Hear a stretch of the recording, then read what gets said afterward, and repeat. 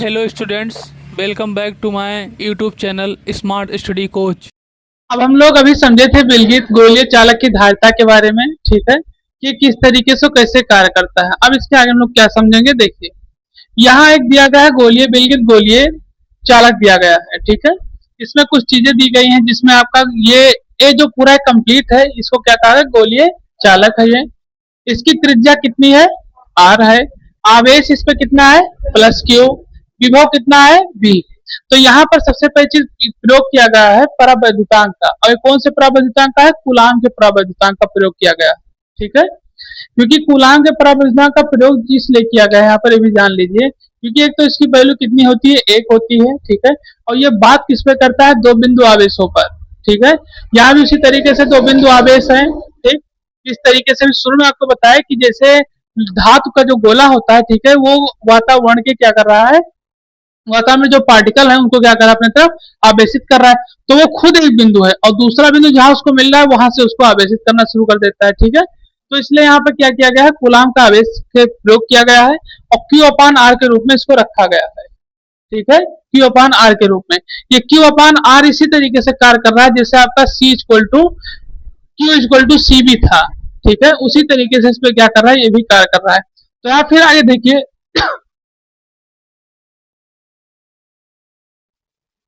तो यहाँ फिर आगे क्या बताया कि Q इक्वल टू यहाँ पर 4 पाई आर इंटू बी कर दिया गया है, ठीक है।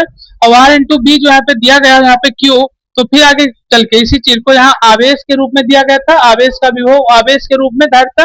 अब यहाँ पर आपकी धारिता ही दी गई है 4 पाई इंटू आर दिया गया है, आर ही बचेगा क्योंकि आगे दिया गया है कि गोलीय चालक को अगर हम क्या करते हैं, उसकी त्रिज्या और धारिता का क्या करते हैं, उसको समानुपाती कर दे तो, ठीक। तो ये चीज बताया। फिर आगे क्या कह रहा है, फिर बताया जाता है कि के परावैद्युतांक यहाँ प्रयोग किया गया, तो सी माध्यम।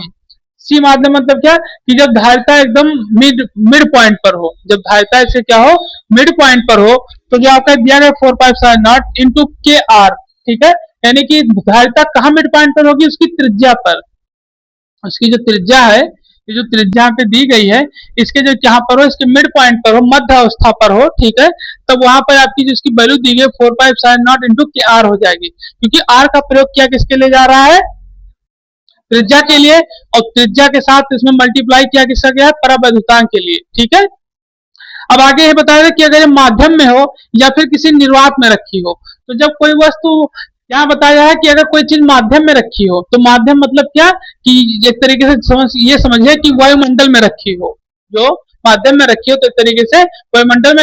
लेकिन वही बताया जब निर्वात में रखी हो, तो कोई चीज निर्वात में ऐसी चीज रखी हो जिसमें हम वैद्युत क्षेत्र बाहर से प्रवाहित नहीं कर सकते, तो जब वायुमंडल में चला जाएगा तो वायुमंडल में तो क्या रहता है, वो निर्वात में चला जाएगा, तो निर्वात में तो वायुमंडल मौजूद नहीं है, तो वहां पर तो किसी तरीके से आवेश हो नहीं पाएगा।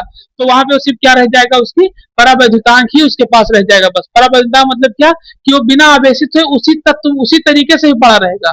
तो उसी तरीके से यहाँ बताया जाता है कि जब ये निर्वात में चला जाएगा तो वहां पे क्या खत्म हो जाएगा, वो सिर्फ क्या ही बचेगा जो कि उसका परावैद्युतांक है, और बाकी सारी चीजें क्या हो जाएंगी, खत्म हो जाएंगी, ठीक। तो यहाँ यही चीज बताया है कि उसके क्या हो जाएगा, परावैद्युतांक के निर्वात अगर सी माध्यम में हो और बटे में निर्वात के वो हो, निर्वात में हो सी, तो किसके बराबर हो जाएगा, के बराबर हो जाएगा, क्योंकि निर्वात में कोई भी तरीके का वायुमंडल या कोई भी पार्टिकल मौजूद नहीं होते, ठीक। तो ये हो जाए। अब इसी को हम लोग क्या करेंगे, एक डिफिनीशन के माध्यम से लिखेंगे बस।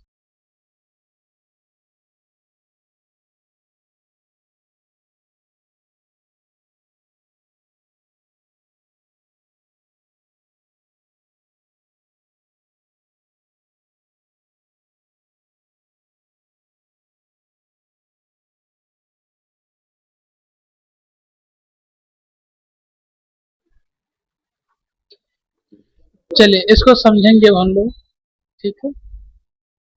इसमें बताया जाता है, लास्ट है आपका जो भी हम फार्मूला सिद्ध किए हैं उसी के माध्यम से इसको बताया गया है कि किसी माध्यम में गोलीय चालक की धारिता में उस चालक की धारिता का अनुपात उस माध्यम के परावैद्युतांक के क्या होता है, बराबर होता है। इसमें विद्युत की निर्वात की चुंबकशीलता जो दी गई है, या निर्वात की विद्युतशीलता जो आपको यहाँ दी गई है, epsilon not equal to C upon 4 pi into A दिया गया है, स्मॉल ए दिया गया, ठीक है।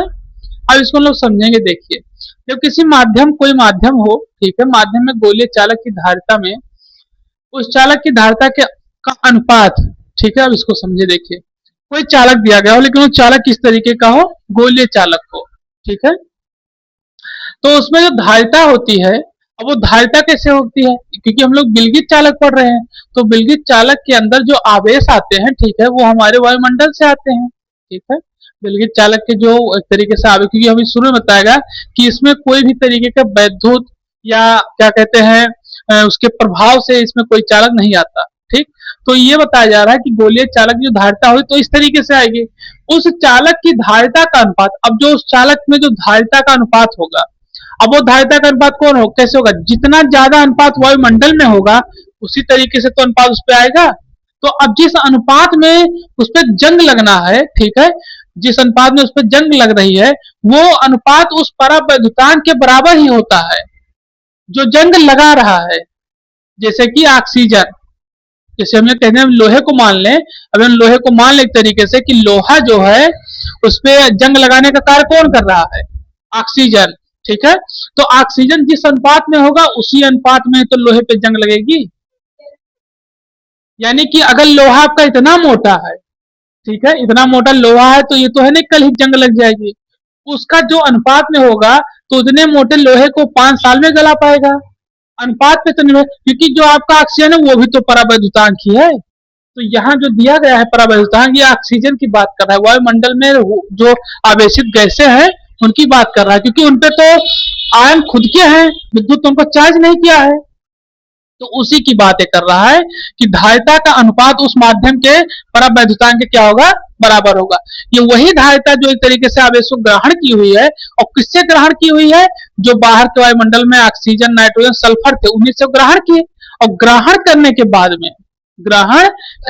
बाद में फिर जो अनुपात बनता होगा कि किस अनुपात में उसको क्या कर रहा हो, नष्ट कर रहा हो, वही अनुपात परावैद्युतांक के रूप में कार्य करता है।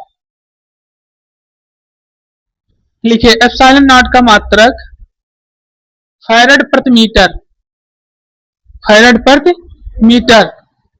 अब इसका मात्रक लिखिए, इसका मात्रक होता है कूलाम स्क्वायर, 4 पाई दिया है, जो इसका कोई मात्रक होता नहीं, ठीक है। जो आपका ये दिया है बल लग रहा है इस पर, तो न्यूटन मीटर स्क्वायर, ठीक है, न्यूटन मीटर स्क्वायर, हाँ इसका।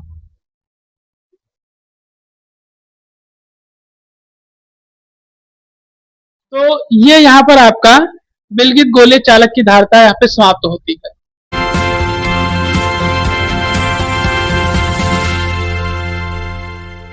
चैनल को लाइक करें, शेयर करें, सब्सक्राइब करें, कमेंट करें और फॉलो करें।